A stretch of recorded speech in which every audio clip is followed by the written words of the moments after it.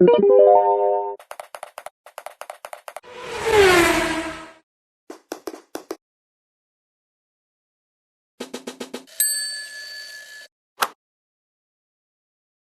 everyone.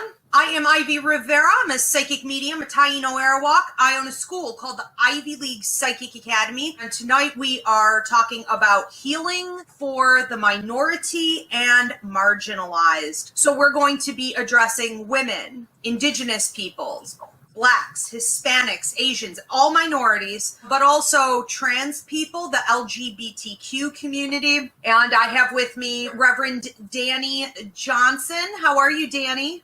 I'm great. How are you? Good. And Rico Rivera Long, I will be reading some helpful healing tips about his own journey. That is my son. Could not be more proud of him. He is going to be talking about some different aspects from the LGBTQ and trans issues that he's had to deal with and that he's found a lot of healing in. So we'll be touching in with him also. But I do want to introduce Reverend Danny Johnson. She is a Reverend here with the Roots Revival Interfaith Church, covering numerology and many other things. She's a spiritual activist, medium, and a good friend of mine. So I look forward to getting into her part of this dialogue and discussion here in a minute. I have learned so much from Reverend Danny. I have found that she is incredibly persistent in pursuing in her activism, in her spiritual life, in her healing journey. She never seems to tire.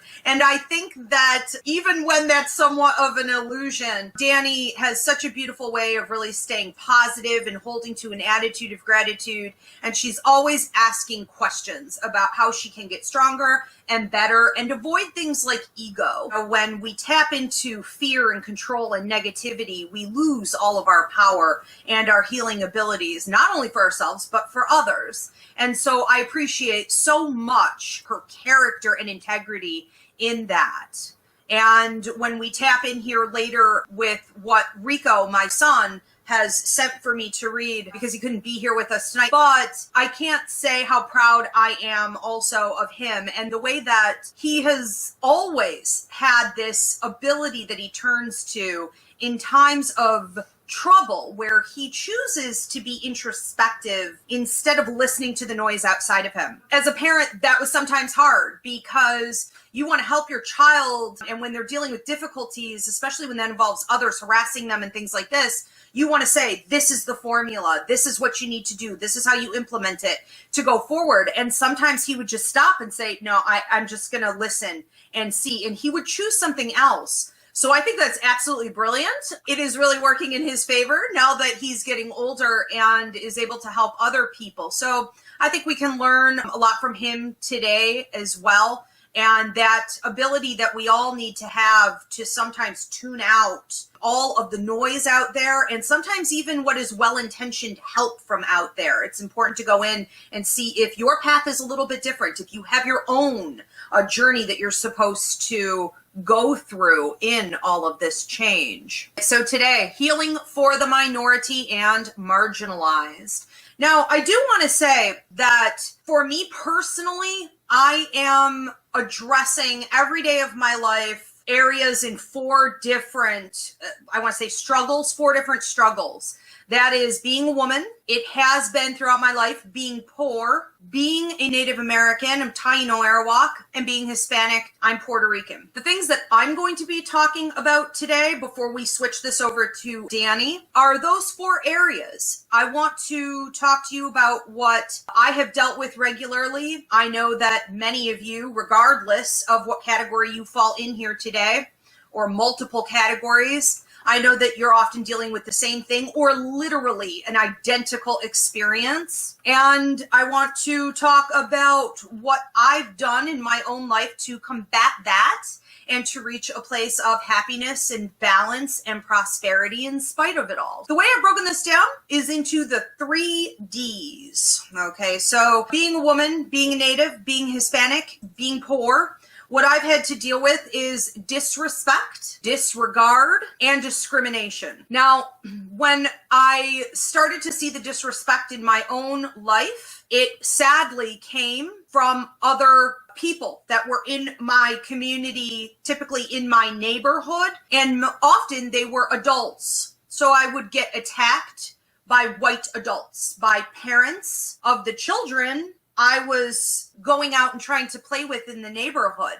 And so I would overhear them calling me terrible racist remarks. At one point, my mother ended up in court to fight one of the neighbors who was just relentlessly coming at me. We would also see a lot of sort of discrimination about what it meant to be allowed to play with me. So some kids weren't allowed to interact with me. I wasn't any kind of a bully. I was just trying to organize games. I was just trying to be a kid and live my life. And it just seemed like this was coming up all the time. And if I was doing something, and this has been a theme that's carried throughout my life, and I know it does for many of you, if I was doing something that took one of the white children and put them in a position under me, such as we were playing like a game of kickball, and maybe one of those, kids got out, or I got them out, I would be attacked as someone inferior to this white child and told that I was being aggressive, that I was attacking them. So I've been called every name in the book. That was shocking to me, that I was seen as so much lesser and that I was going to be blamed for being aggressive when I wasn't. The disrespect changed into like high school and adulthood. High school, being attacked all the time, having nasty racist words written on my locker every day when I got to school, gum on the back of my lock, groups of white girls always harassing me. And it just seemed to be never ending. As I got into my 20s and my 30s and now my 40s, I'm seeing it more with the disregard. Okay, so let's move into the second one, where I know a lot of you experience this, where you're blown off, your achievements aren't seen as being valid somehow. I will also find that anything that I created artistically, or like my curriculum for the academy here, that it gets stolen repeatedly, that people feel the right to take what I've created. And I see patterns there with that. Again, it's white supremacy, and it's throughout the entire system, this systemic racism we have here, not just in America, but internationally, where people feel the right to take what is mine because, again, I am lesser than them. It's almost like I asked for it by saying it or creating it. So the disregard in promotions, being seen, being heard, being taken seriously, it's like you work 10 times as hard to get less than half as much as what a white man or a white female may be able to achieve, even when it was your own stuff. Right. So then it's really become more of an issue as I've gotten older of discrimination. And I've seen this a lot in the housing, where I would try to apply for an apartment and I would be told, no, we're full. And if I pushed it harder, they would say, okay, we'll put you in subsidized housing. I said, I don't need subsidized housing. But if I had a white friend of mine call, they would say, oh yeah, we have plenty of room. Or applying for a mortgage, it's like the process will be moving along. And then they say, oh, we forgot to ask you some questions. What race are you? And then I get rejected, even though we were in the second or the third step of approval. And that it just like clockwork. So this is the level of frustration, I think, that you reach into your adulthood, where you realize you're being hit with all three of these: the disrespect, the disregard, and the discrimination. And you really need to have some remedies that you can use on a daily basis to get through all of it so that you don't end up overburdened, okay, with the negativity. So I've designed a little keyword here, hack. Here is the hack, okay, HAC. It's the 3 U's to combat it. This is unapologetic. H is for happiness, A is for acknowledgement, and C is for creativity. I think that if you can remember this and you can be mindful about where you feel your energy is being drained or where you're being attacked, and you apply this regularly, it will eventually just sort of take over on its own like a tick, okay?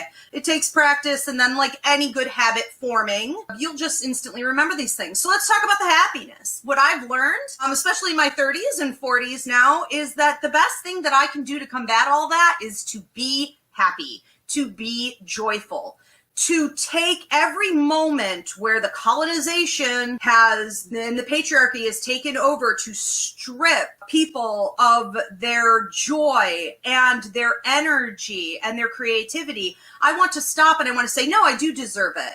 It's about self-love. It's about self-care. It's about doing anything that you feel you deserve without waiting for a special occasion, without being double-minded, without questioning yourself as you've been trained to do. I also feel that the happiness for me has come in a really productive way in the last 10 years or so. When it comes to my body, I have learned that I want to love my curly hair. I want to celebrate my big butt and my thighs. And I want to enjoy tan skin. You know, I want to feel comfortable, even though I was never allowed to do that, or I couldn't buy clothes off the rack. And sometimes I still can't, you know, but like, I want to pay attention to my body in a different way than what I was told. I will not shame myself. I will celebrate. And that goes for weight as well. Trying not to look like white girls in the magazines and things like that. Embrace. Okay, so that really adds to happiness when you're not battling that. And as a woman, that is a huge challenge in itself, to not battle that inner conflict that has been programmed into you, okay, by the patriarchal standards. Let's talk about the A, acknowledgement. And this is so important. You need to acknowledge the pain that you're in. I'm not made of steel. I often joke that I'm a machine and that like nothing gets me down and that I'm made of steel, but I'm not. And I think that I didn't realize until some recent years how toxic that is, to even allow myself to think of myself that way. Why am I not more generous and sensitive with myself? Why do I treat myself as though I'm made of steel when I would never treat anyone else that way? A couple interesting things that I've noticed in the past month or so even is that there's some new research that came out showing that I think it was like 65% of Black and minority people and women are rejected. 65% more of the time they're rejected compared to white people, but especially white men in hospitals and emergency rooms when they say that they are in pain. So they don't receive any pain medication, or they don't receive it as quickly, or it's not the same amount. It's not taken seriously. Right? I saw another interesting study that said that minorities really won't complain about their level of suffering or inconvenience or struggles because they have decided that it somehow isn't valid, like other people have it worse, or it could be worse. And we all do this, right? We all say these things to ourselves to like survive. But I understand now how much of a control tactic that is by societies to keep us down, and how it is preventing our own healing. Okay, so we need to pay attention to acknowledgement. We also need to acknowledge that we are the creators. We are the leaders. We are the artists. We are the musicians. We are the activists. We are at the top of our game in every area, all of these fields. And that I think because of that level of pain, we have become so able to a heightened degree to channel, to create, and to lead and heal others. And we need to acknowledge how important that is and give it the time that it deserves. And that leads me into creativity. I think it's so important that we understand that when we shift out of the logical left side of our brain and we go into the right side of our brain, we are able to be in the flow of the universe. We're able to be in the flow of our ancestors. We're able to be in the flow of our higher minds.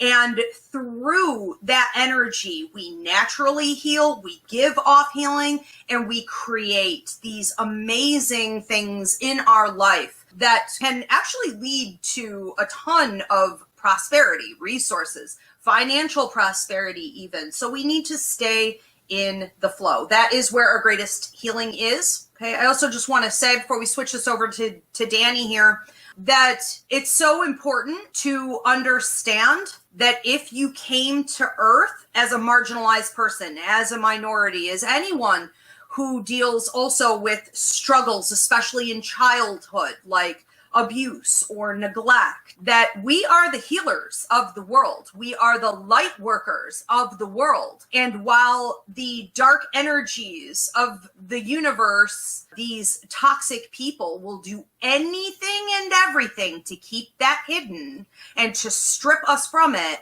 we are a real threat, because that amount of light, especially when it comes together in community to work as one, is absolutely insurmountable, and it will snuff out the dark. It always will, but we need to be more mindful that that's who we are, and that's why we were sent here. So every obstacle that you go through, all of that pain is supposed to be something you use through alchemy to convert from negative into positive. What's the lesson in this? What's my strength in this? How can I heal from this? And how can I give it out to others? You are the healers. You are the light workers. Okay, I also want to say that in doing so, you bring ancestral healing to your bloodline, and I believe to everyone from the past who has suffered, not even in your own tribe or your own bloodline. It's beyond that. And you break generational curses.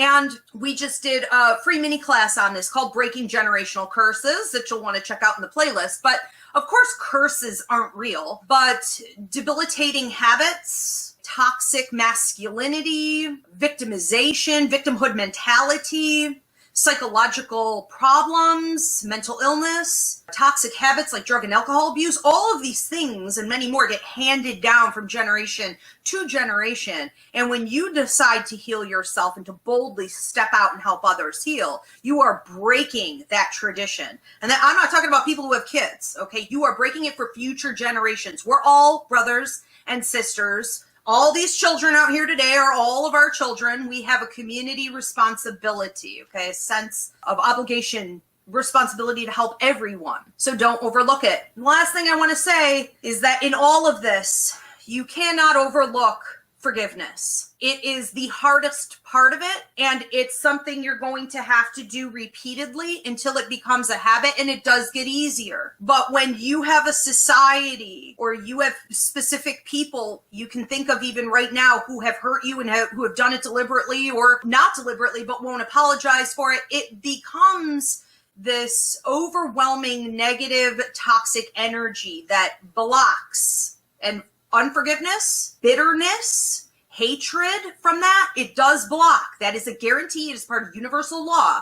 It is blocking your prosperity. And so when we get to a place where we can finally acknowledge, be still where we are and say, I have been caused pain and discomfort. I am ready to forgive by converting that negativity into positivity. Again, what are the lessons? How has it empowered me? How can I help others with it? When you do that, you become like the eagle that flies above the storm instead of being caught in the storm. The eagle is sort of detached and can be an observer of things, but not an absorber of things. And the eagle is the highest, most powerful of all the birds. So if this is something that you feel you're really ready to do, to let go, I would also recommend, we did a class here again in the playlist called Hate Less and Forgive More. We did another one called How to Check Your Ego, because remember, when we're coming from ego, it's fear and it's control. And the last one I'm going to suggest to you guys today is called The Still Small Voice, because when you can quiet all of that noise down, you are better able to hear your ancestors, your guides, God, your higher mind. And even when you're in a place of turmoil, if you learn how to do this and shift to the right side of your brain, that still small voice that never lies, that never steers you wrong, will be easier to hear. And you can apply what they're telling you to do in those moments. Okay, so it is really important that we take care of those couple key things. And I'll say I'm from Georgia, and I can't go, God bless you for being there. I just want to say this on that. I believe we are supposed to bloom where we're planted, and I believe that we're planted in certain spots and moved and relocated to certain spots throughout our lives to work in those areas because you have a calling to be there. I also think you need to know when to call it a day and move on. You know, we always need to stay in our lane. But I think that just hearing your comment and knowing where you are down there and how that looks, I think it's so important that we don't just keep leaving, these areas, and we say, okay, I'm here for a reason, and fight where you have boots on the ground. Good for you. Yeah, the work environment's real hard. And I think that applying, Danny's about to speak on some of this as well, but applying these techniques here, these tools, while they may sound simple, it's really hard to remember them in the heat of the moment, especially when these are people that you're sort of stuck with, because you don't want to leave your job. You don't want to let someone steal that from you. So again, I'm talking about boots on the ground. I'm talking about blooming where you're planted, understanding that you were put there for a reason. You have to know your boundary and you have to know when it's time to leave. But sometimes you have to know, I am here to fight. I am here to represent and make change where they thought they were going to rob me of what is rightfully mine. We are backing you. Yes, for sure. And it's amazing we even say things like that, right? In this day and age, it's like, what are you talking about? But yeah, to be so disregarded as a female, they treat you like you're a child. You need to get your dad in there, right, to make decisions. It's absolutely outrageous. And I just want to say this on that note, when that just happened to me recently, but it was a racial issue, I put it out there everywhere. I did reviews, I reported it, I went to the Better Business Bureau. And when things like this happen, we need to remember that it is deliberate disrespect at that point, because we are living in the 21st century. They know exactly what they're doing. And so make sure you speak out. And I found that when I posted to these truthful negative reviews, I had other Puerto Ricans who got on there immediately and said, oh my God, this happened to me. The same bank, the same branch, this happened to me. And so you may think it's a headache to do, or it's not going to help anything, but every single time we speak up, it does help. And if it doesn't help even other people, you have released what you need to release for your own self. It's not about the outcome, but it's the moral of it. You need to. So yeah, and we still see that. I mean, everywhere internationally, people being told to bleach their skin or stay out of the sun. The shame element that comes with that, somehow it's not beautiful. And I think the best thing that we could do is to leave that foundation off and, tan and enjoy and celebrate it and normalize it. There was a time, I feel like, Jill and Danny and I all probably about the same age. There was a time where you would look in a magazine and you would never see some of the images of the brown and black people that we see today. That was never, ever going to happen. And, times are changing. And I think that it's good to put ourselves out there in our natural state even more, because they're also realizing, the advertisers, right, all these markets, they're realizing that's where it's going.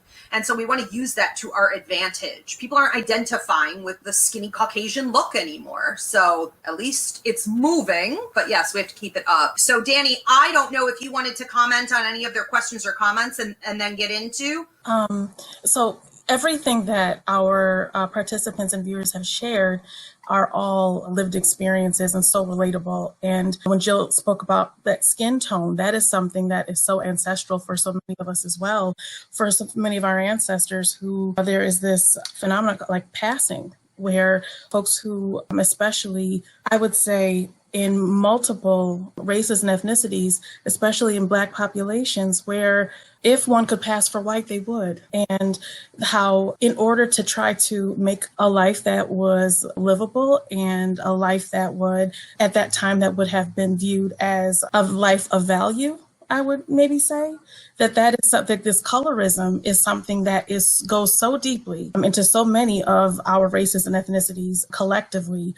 And it is something that we carry with us. It's something that we always, are in the back of our mind, something that we have to always remove from ourselves, or kind of I know the word is decondition, or kind of condition ourselves against feeling and believing that way. And it is a process, and it's a lifelong kind of a process as well. So appreciate, Ivy, being able to have this conversation with you about healing, and especially healing for minoritized, for anyone who identifies as a minority in terms of race, ethnicity, sexual identity, religion, gender, being trans. These are all of our lived experiences, and living in our bodies, living in the moment that we're living in right now, and being who we are. Sometimes healing in and of itself can be viewed and seen as a luxury. And we talk about healing, especially for for those of us who identify as minority and multiple minorities. So in several identity factors where we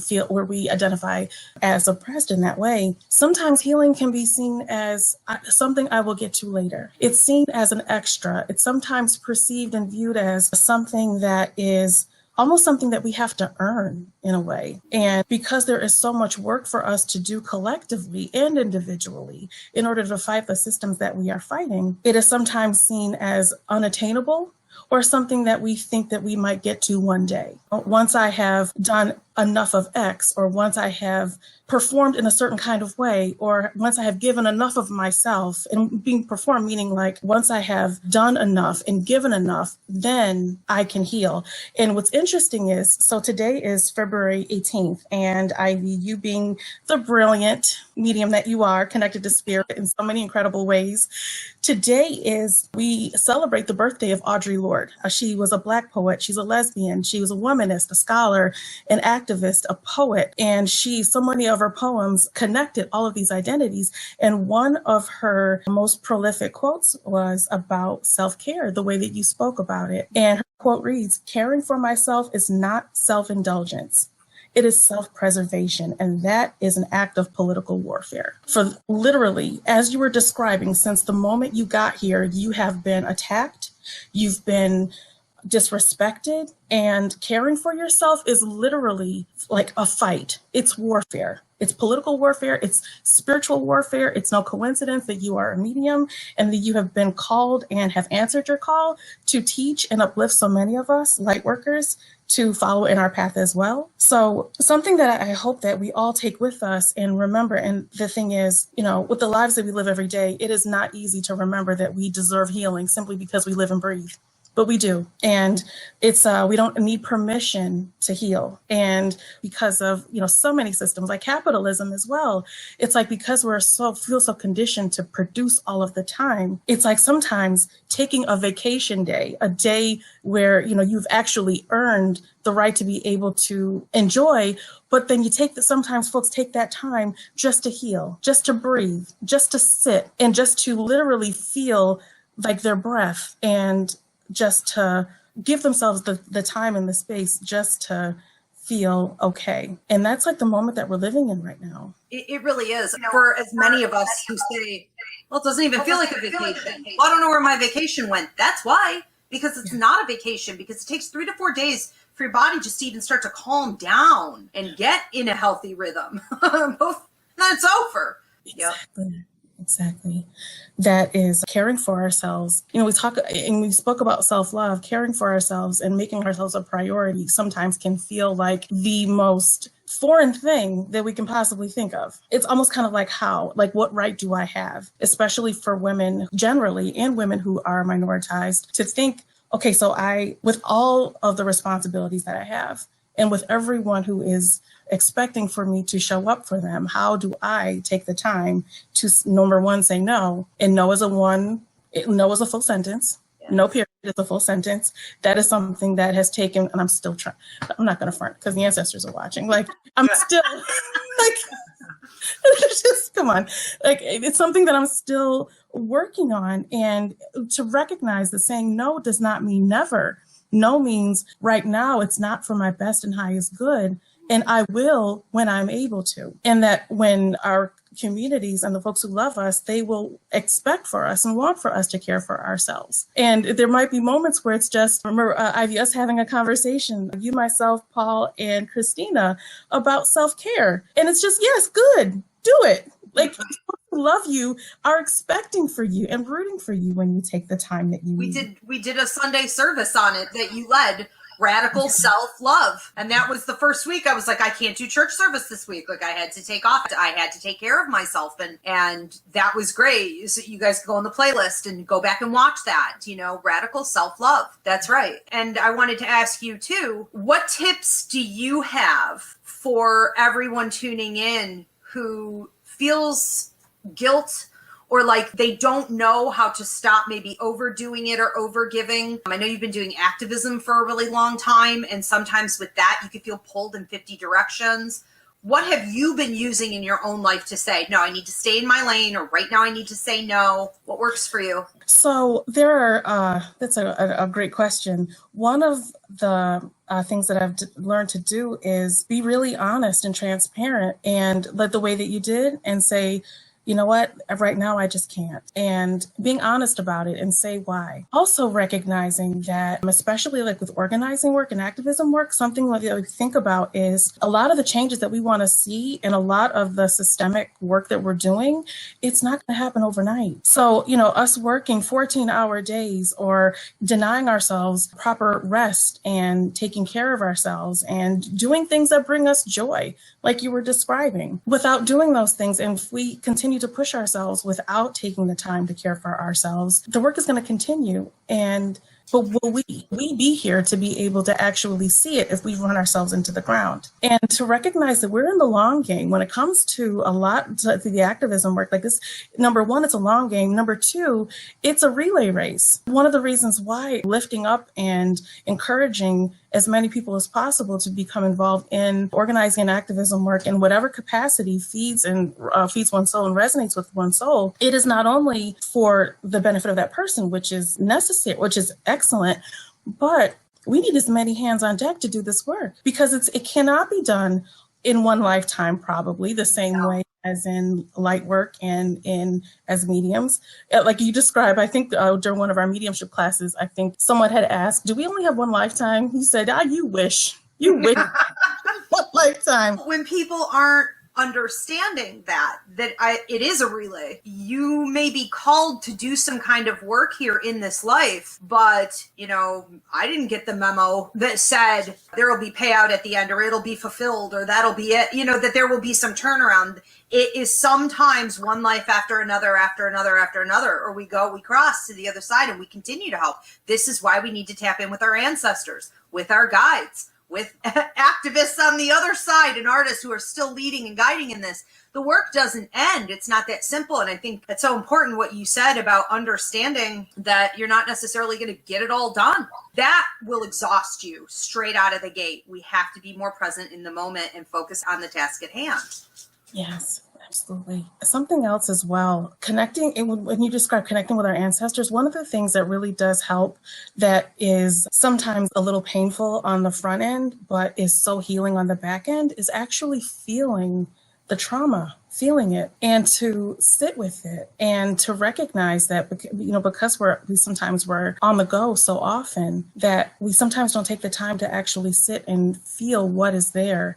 And sometimes there is some trauma there that we may not have experienced, but that's there. There's this term that a good friend uses called muscle memory. Well, like some of the trauma that our ancestors and that we may have experienced even when we were younger is still with us. And to give ourselves the space to know that it is okay for us to feel our trauma without feeling as though we are victims. And that's something I know that we've had conversations about as well, where it is healthy and necessary for us to recognize when we have been victimized, but that we're not victims. And that by acknowledging the ways that we are hurting, it does not negate our strength. It doesn't make us weak, and it will not derail us from the work that we have to do. Kind of going back to like healing being a luxury, healing not being a luxury, rather, when we have tasks at hand and we have work at hand and there are actionable, tangible things that we want to accomplish and get done. To take that time to heal is almost kind of sometimes feels like a slap in the face, those who are depending on us, and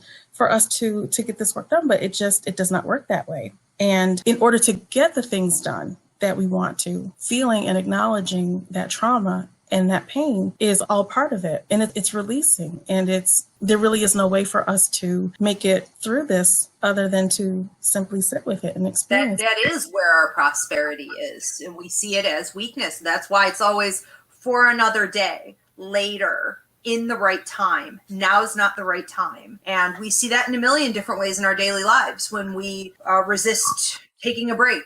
When we want something, but instead, and it's something simple we could get for ourselves, instead we say, no, I'll do that later. There are signs when you're doing this, and it's time to do some shadow work. We'll have a series coming up through Roots Revival Church, a 3-part series on shadow work, And we just have a mini class up here on the playlist as a 3-part series as well on shadow work. You know, we need to let go of that mentality that if we address the pain or how we've been victimized, that it's somehow going to make it worse. That's so true. And we do, because when it's lurking there like a big old shadow, it feels like it's something that's going to eat you. It doesn't. You are able to use it. We have to get past it. It's like when you leave it there that it's eating you. It's eating away at your prosperity. It's eating away at your peace. It's eating away at your balance and your health, your joy. That's so, so true.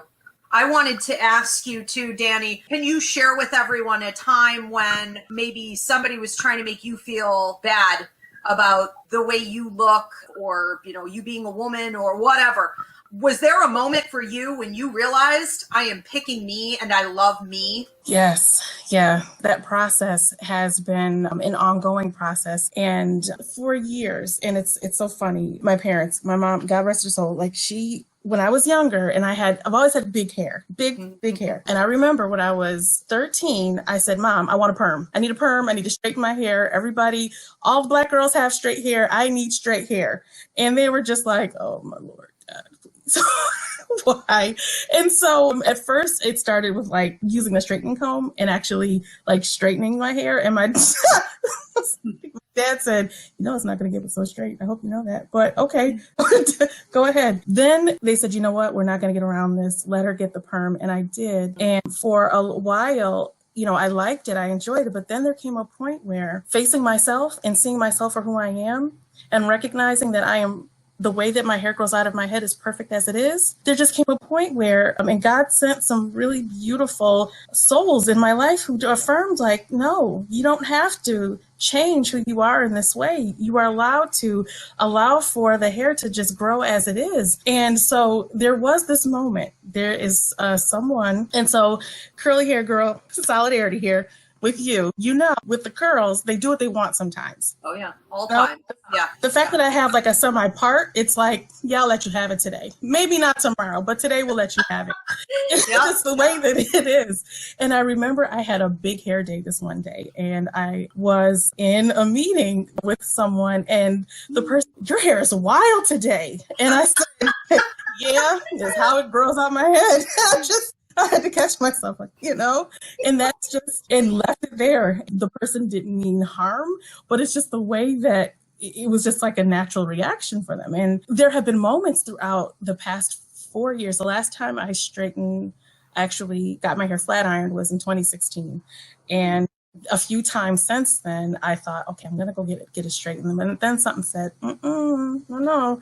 And then right before the pandemic, I got to be honest, I almost was tempted to get another perm. And then I realized I would have been in serious trouble, you know, with like poor decision. So the thing with the hair, it has been a journey and it is a commitment. It really is. It's a commitment to recognizing that how I am, how this grows is just as it is.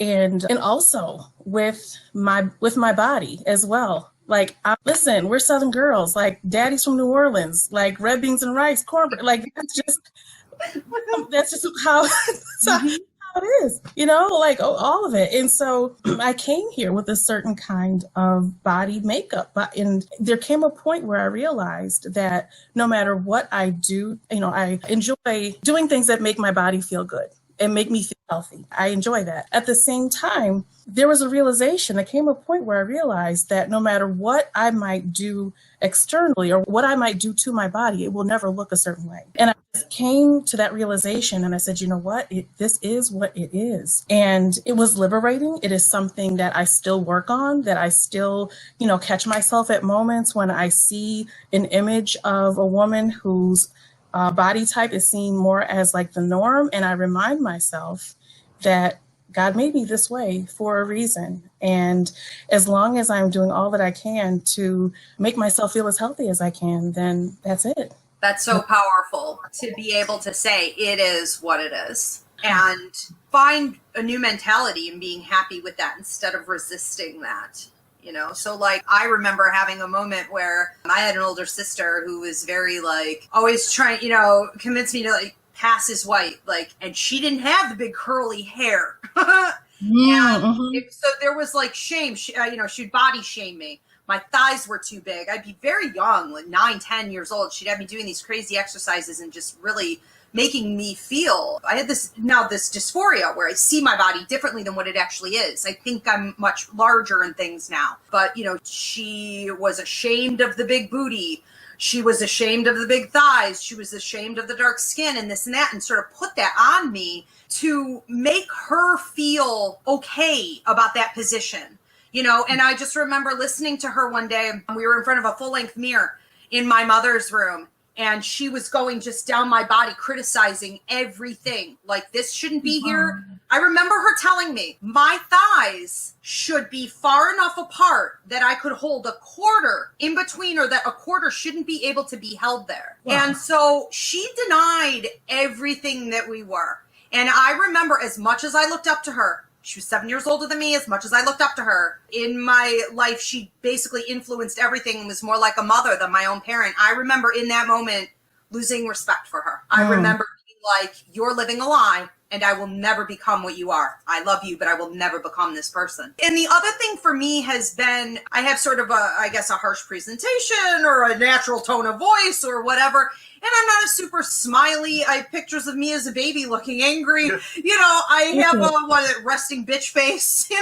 I just don't like to sugarcoat and smile for the gentleman and put on sexy outfits and try to be what the world wants me to be. And I've never had a problem with that. I've always been comfortable being strong, being direct, taking charge. If I'm unhappy, if I'm happy, whatever, I don't feel like I have to present myself in a fake mood to the world. And I found over the years what that does is it attracts men who want to attack that and say, you should be more like this, you should be more like that, right? So I rarely go on air or, publish a video anywhere and don't have men trying to attack me in that feed, even if they agree with everything I'm saying. They want to attack. I think that was a huge thing for me, was realizing very young that because I was a female, they were going to try to silence me literally from feeling and thinking and sharing what I was. And there was nothing wrong with what I was. So, I love everything that you said. I love these examples. I know we all have them, but I don't know that we've all taken the time to really process them and meditate on those and maybe write them down in a journal. What were your marking points in life? What were those pivotal points? And to keep that journey going, because I don't think we stop and think about it enough. Absolutely. And part of my journey in self-acceptance and in just celebrating all of who I am has been, honestly, my training in mediumship with you, because it actually, when we were speaking before about activism and healing work, like the connection between like the activism and healing work, there was actually, ironically, a book called Unapologetic that I read that led me to you. There's a certain ancestor that led me to you, but there's a woman named Charlene Carruthers who wrote a book called Unapologetic, which I love, which is serendipitous because you're you when you spoke about being unapologetic earlier. And she spoke about like the need for like the necessity of healing work in activism work and how they have to go in tandem. Like they have to be connected. It's impossible to separate the two. And one of the things that she mentioned in her book is like the fact that, and she's a Black queer woman who started an organization out of Chicago, that in order to do healing work, you have to be trained. You have to practice. Like it is an art. It is a craft. She conducted this interview once where she said, if you want to do Reiki, you can't just go ahead putting hands on somebody like saying I'm a healer. She's like, no, please don't. She's like, invest in resources, invest in opportunity for training to be able to understand this. And that is what really helped to flip the switch for me. Where she says, like, healers can be organizers and activists and strategists, and there's room for all of it, but it takes hard work. Healing work takes study and practice and resources. So being in your training, it helped me to really understand self-accountability, taking control of, well, as much as possible, my emotions. At times, it's a fail. At moments, it's important. And that this work is deep spirit work. And it is, especially when we're called to do it, we have to do it in, I want to call it the right way, in a way that prepares us. And so that we're not doing inadvertent harm. So it's like, as and sometimes the folks who are deeply engulfed in activism work and organizing work are the folks who are healing at the same time, and that they don't have to be separate. They can happen in tandem. It's like healing, fighting, and happening, and for it to happen in that way. And I was so encouraged and heartened when over the summer, we were in a group of activists, you had the chance to pour into and offer healing to a group of activists and organizers who, in the midst of one of the most tumultuous summers we have ever really collectively experienced, and you poured into them. And I remember all the screens being black because everybody was on there crying and connecting because of what you were saying. And one of my friends, Drea, said, "Who is Ivy? Where did she come from? How did she do this?" Like, this is so. You were proof over the summer what this means and how essential healing work is to activism work, and it can't be separated. It has to be connected. It's so true. And I like what you said about like level jumping. We can't level jump. We can't just skip that part of it and then, go out and start polluting any toxic energy that we have is unresolved, giving it out to others. We have to go through the process ourselves, but we can do both at once. We can heal others. We heal ourselves by healing others. And that's one of the oldest tricks in the book, right? Is that when you feel down and out, look to someone else who needs it. It's sort of this concept on a much larger scale. Absolutely. There's so much more to this in regards to activism and healing and light work. I'm so excited to see where everything is going, especially in 2021. Now, again, my son, Rico, is 17 now, is trans and has dealt with, I want to say, yes, body dysphoria and things like this, but being attacked when he was identifying as a female for the way that he looked, being built differently. He's Hispanic and Native, and so he's had to deal now that he's out in the workplace with attacks on that. It's been an interesting journey, and like I had said earlier, for those of you that were tuned in right when we started, this child was sometimes hard to raise because I would want to come in as the parent and say, this is the solution to the problem you're facing. And, you just hope and pray that they don't get hurt any more than they've already been. But this was a child who would say, okay, thank you, I'll take that into consideration, and then would go inward and find an even better solution, and then take what he learned and understand that the world outside of him was full of other people who were experiencing the same thing, and he is now converting that into healing for others. So I could not be more proud. Here are a couple of the key things he wanted to relate to those of you who are in the LGBTQ trans community on microaggressions. Okay, so we'll start with that. I did want to talk at the end quickly also about some dysphoria. So he says on microaggressions, things like intentional misgendering,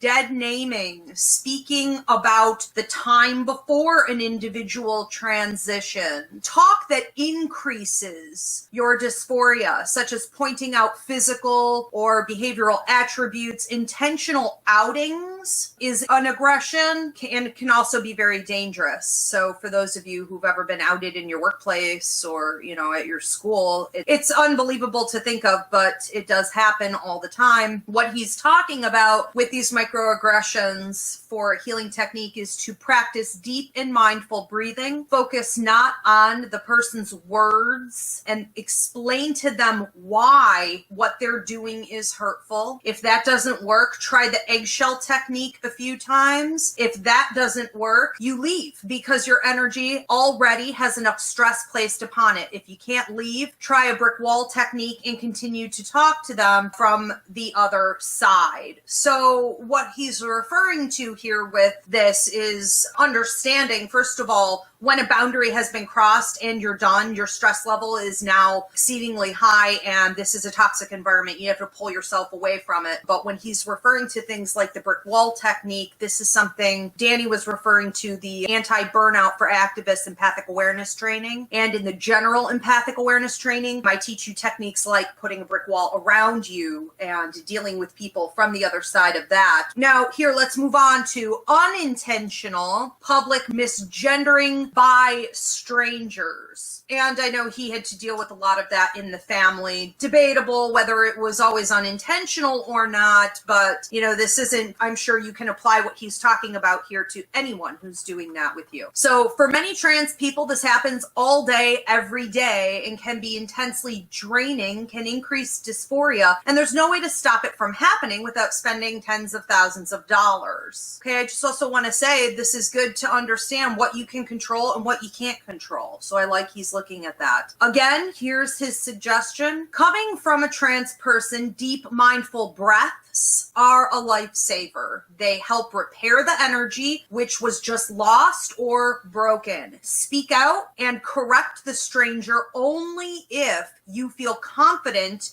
you have enough energy to do so. You don't know their opinions nor how they act, so it's best to correct them firmly without being rude. I like that. And again, this is a lot of what we were speaking about earlier when I think it was Jill too, was talking about, the workplace tensions in the workplace, when we have to understand that we can't always control the outcome, but it isn't always about the grand finale. Same thing with activism work. It's the moral of the thing. It's about speaking your truth. That is healing for you, more important than anything. Okay, so let's move on to accidental misgendering or dead naming by people you know. This mainly applies to people new to their transition, but it doesn't make the problem any less valid. It happens a lot at the beginning, but dealing with it gets easier over time as it might not even last that long. His suggestion for healing on this: meditate on the behavioral social dysphoria as dark energy, mainly because this type can partially be your control if you focus, then blow it out of your body. I do this every morning to start my day off right, and once you feel safe and confident enough, you'll tend to behave in a way that is comfortable for you in your gender identity. Okay, so I like that he's talking about habit forming here. I found that this decreases dead naming and misgendering. When slip-ups happen, they will, so always be prepared. Set aside a small piece of your energy and remind them of what they said and what they should say. Use all of that bit of energy and fully explain it to them. You can build this piece back up by meditating or focusing on the positive things around you. Feel the energy vibrating off of these things and absorb the excess. So I like what he's saying here about understanding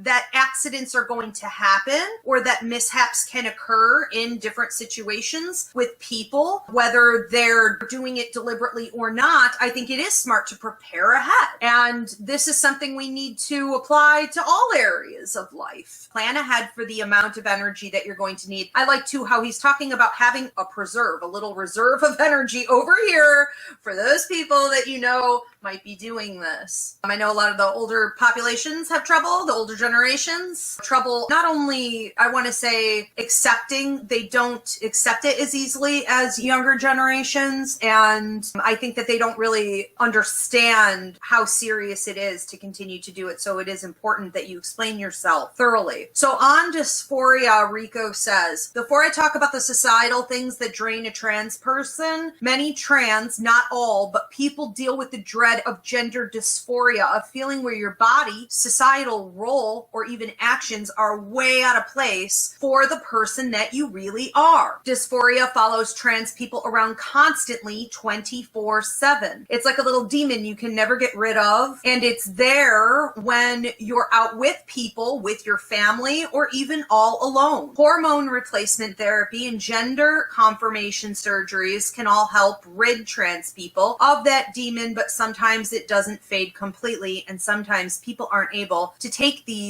steps of transition. Well, that speaks for itself. So here are his healing suggestions. Always keep a reminder in your head that you really are the person you identify with. If you weren't, you wouldn't identify that way. Your gender is valid in every way. It's only that societal pressures have led many to believe that your body doesn't reflect that. He's also suggesting that you meditate on your dysphoria as a negative and dirty energy. It can be difficult if it's physical dysphoria, but it will help with some of the practices. You then shake that energy out, get rid of it in any way you want. He said, I personally like to throw it out of my hands. Is this not my kid? Like, I personally like to throw it out of my hands or breathe it out of my lungs. Then take any measures that you would normally do to decrease the dysphoria, such as binding, tucking, packing, vocal exercises, shaving, changing your clothes, etc. Remind yourself throughout the day that the truths associated with your gender. I'm a beautiful woman for a trans woman. I'm a noble man for a trans man.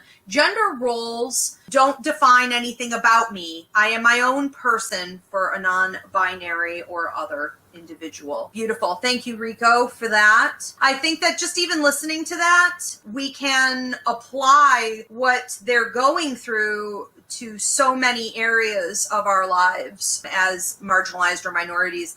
It really is something I think everyone experiences to some degree, and that can help us to relate. So I just wanted to share how proud I am of Rico for standing in their truth and for actualizing and giving themselves permission and to live fully in the fullness of their truth. So proud of him. Excuse me, are his pronouns they or him? Him, okay. And it's so poetically, he has a way, and again, I think it's that mindfulness that we spoke of earlier. When you take the time to be mindful and allow yourself to really process what's going on, sometimes you realize what's happening out here and how to say or how to help other people. It really is a creative, poetic thing. And I remember my very first day of mediumship training with you. Rico was my assistant teacher, and Rico was the person who helped me. And I remember him making me feel so comfortable in literally my very first reading. And Rico was right there and gave me such great feedback. And it felt like, which it was, that he's a young man, but this child has been here before 17 times, it felt like. And it's just with the feedback that he gave was so sound. And just remember him making me feel just like I was right where I was supposed to be. And I'm just so grateful to him for that. And just isn't that beautiful when we meet other people who are right where they're supposed to be, how they can remind us that we are sometimes right where we're supposed to be. Yes.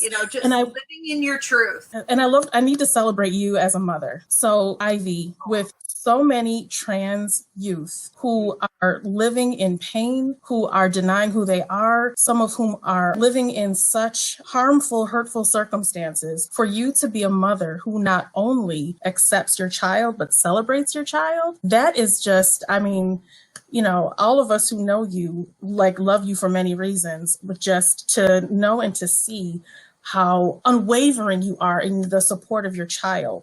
This is just phenomenal. And so I just, as a mother and as a parent, you just need to uplift you and celebrate you for who you are, because it just does not happen every day. Thank you, Danny. And, I want to say to everyone, whether you're comfortable with your children's identity or not, or their preferences or not, that's your job, is to support them, to bring them to a place in their life where they have the tools that they need to be healthy. And we're supposed to not make them like us. We're supposed to help them on their own individual journey. And it's not hard to be loving and accepting, of others when you've done the work on yourself. And so if you can't accept your child for what or who they are, you're making their life miserable, you need to do some inner work, because the pain is really within you, and it's time to start that journey. That should not happen. And when you don't know what to do or say, you get them the help that they need. And that's another form of support. Thank you, Danny. Right on. We got a long ways to go. Yes. So Kiana sounds younger. So, and this is a balancing act. This is not an easy space to be in. This is living with your dad. Something that Ivy teaches us to do sometimes is to kind of be an observer and not an absorber. And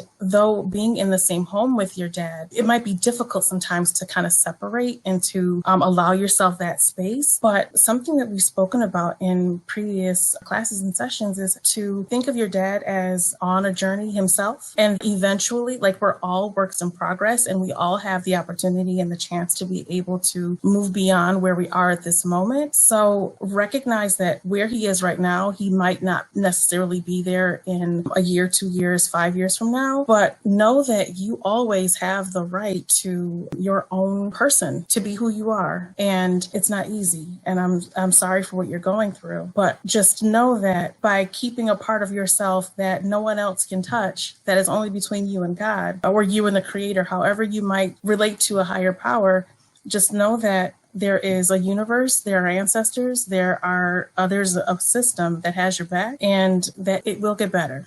It will. And not to sound idealistic or too optimistic in that way, but just have faith and know that it will get better, and that you do have the right to live in the fullness of who you are as a young woman. I think that understanding every obstacle has an opportunity within it for you to learn something about yourself and your strength and the world around you and who you plan to be in this world is key. So every time, sounds terrible, but the way I handled my family, because there was a lot of that too, toxic masculinity, and then we were split races, and so there was a lot of racism back, but it was bonkers. And so what I just did was I treated everyone like a science project. I treated every situation like a science project. And it was what Danny said, you kind of pull back and you observe, and then you see how that applies to what you believe and who you are and what you plan to do and be in the world. And so use this opportunity when you're still young and you're, still living with him or needing his support. Use it as a drive to get up on your own feet and not require that anymore, of course, but also to learn how the world thinks, how a lot of different people in the world think, and how it's your ideas of right or wrong. Is it harmful? Is it helpful? How will you not adopt it? How can you really go against the grain, right? Like fight against the machine. How can you do that? This is strengthening you, even though right now it probably feels like it's depleting you and making you shrink. Make a decision. Like Danny said, you will always have your own perceptions, your own self, and you're not going to allow that light to go out. I think of the example I used earlier with my sister, who just tore me up. I mean, a little kid like that, and because we were different. And it's this thing where you have to realize that people are just people. Like Danny said, they're on their own journey. They are sometimes more weak than they are strong. And for you to identify that weakness as that and not try to sugarcoat it or wear rose-colored glasses and put them up on a pedestal and say, no, that's not a weakness. Oh, this is a weakness of his. Absolutely. And it is harmful. And see how that changes. You don't have to stop loving him or stop dealing with him, but you definitely have to say, I don't see you the same way that I used to. I don't respect these things. And you can have a ton of relationships like that where you see the light and the dark in everybody. It's just a good life lesson in a lot of ways. Danny, do you have something specific you want to say on that? Or for someone who, and I hope that I'm interpreting the question correctly, who's questioning their own validity and their gender or sexual identity, because of specifically with regard to religious influence, something to remember is that religious institutions, they're made by man, like they're man-made. And that sometimes, unfortunately, and this goes back generations, like centuries, where unfortunately there are people who, with systemic power, who use religion and use organized religion as a weapon. They weaponize religion and they justify harming people through scripture in various different religious sects, religious identities. So remember that this is human, this is man-made, and that source, the actual source who created all of us, doesn't have the capacity to hate us, doesn't have the capacity to think of us or believe that we are anything less than perfect. God created us in whatever gender pronoun we might consider God. God made us perfect in the way that we are. And so any person, any human on earth who says that you are X because you are Y, I know it is easier said than done, but as much as possible, allow that to go in one ear and out the other, and know that you have the right to be able to live in the fullness of who you are, and that God loves you just as you are. And God is watching. I can't say how God feels, but I would imagine with some disgust, quite honestly, and societal influence as well. So something just to try to keep in mind, because the thing is, it's for us to be able to get through this and to be able to live lives where we're able to feel a sense of joy and a sense of purpose, and by not holding everybody else's stuff. So part of that is, in terms of societal influence, remember that folks regurgitate something that is antiquated, something that is been normalized in a way, know that they have been conditioned since childhood to believe that way. And very often, they might not even necessarily in their heart of hearts believe what they are saying, but they've been conditioned to believe it. Now, whether they do or not, that's their business, because how they treat you is the most important thing. But to remember that everyone since birth are conditioned to think and to believe that we're supposed to behave in a certain way or live or be in a certain kind of way. And it's just not the case. Yes. I mean, so much from the medical field, the psychology field, to the religions, and then how that's influenced governments, and like how it's all in cahoots to keep certain hierarchies in order. And so we really need to take everyone's opinions and, their concepts of God. If that's their God, that's fine. That doesn't make it your God. We need to take it with a grain of salt. We really have to stop being so influenced by all of that. And yes, it is easier said than done, but I would say this, my tool that I used that really worked well for me as a kid, I started questioning all adults because they didn't seem happy. And they would tell me that my spiritual ability to connect with the deceased or communicate with angels or be psychic and all these things, while I was told at Catholic school that was like demonic or that was bad, they were preaching on like Jesus and angels and healers and the disciples and all these people who were out there doing the same kind of work. And I noticed that none of those people who were telling me it was bad were happy people.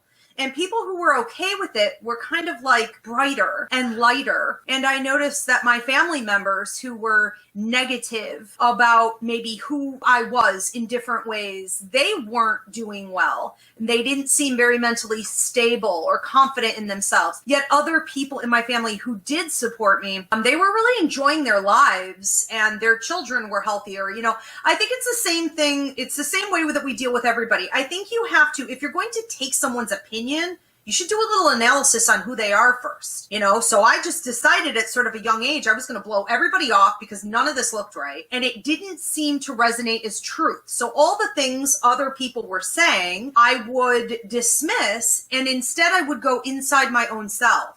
And I would listen to what I felt was the truth there. And if I had peace with something that I wanted to do or what I wanted to identify as, if I had peace with that inside, I knew it was coming from a good place and it was true. And if my conscience would kick in, and I would feel bad about something like it was going to hurt other people, then I had to correct myself. But if you're not hurting others, if this is your own business, if you go inward and it is truth and it brings you healing and happiness and peace, and you're looking out at a sea of miserable cows who are steering you wrong anyways and clearly don't know a thing themselves, you really have to get more judgmental about that. Just to quickly add as well, like no one can tell you who you are but you, literally. Regardless of how you might have been born physiologically, if you say that you are a woman, you are a woman. You say that you are a man, you are a man, and that's it. And the process that you might go through to allow for who you are internally to match who you are externally, that is your absolute right. No one has the right to ever tell you who you are not. And that in terms of your sexual identity, in terms of who you are, in terms of your gender, like that, it is only you. You're the only person that can say who you are, and you have every right to. You don't have to prove it to anybody. Yeah, we all need to get better, I think, at tuning others out. And what we were talking about earlier with how infiltrated in the system it can be. Sometimes that's tricky. We need to analyze a lot. Where's it hiding? All right, well, Danny, thank you so much for staying on. I don't think we've ever really exceeded an hour here with these. I know we did tonight, but I appreciate all of your feedback.